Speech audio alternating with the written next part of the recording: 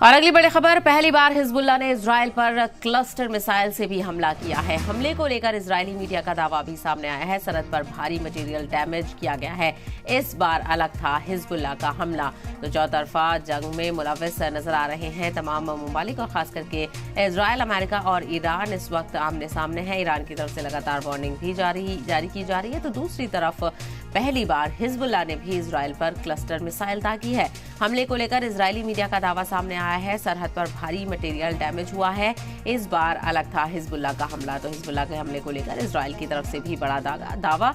और बताते चले कि क्लस्टर मिसाइल का अब तक इस्तेमाल नहीं किया गया था और इस बार यानी पहली बार हिजबुल्लाह ने इजराइल पर क्लस्टर मिसाइल से हमला किया है, जो कि जदीद टेक्नोलॉजी से लैस मिसाइल है और अपने टारगेट को बखूबी हिट करना इस मिसाइल में इसकी खूबियां है। और हमले को लेकर इजरायली मीडिया ने भी ये दावा किया है।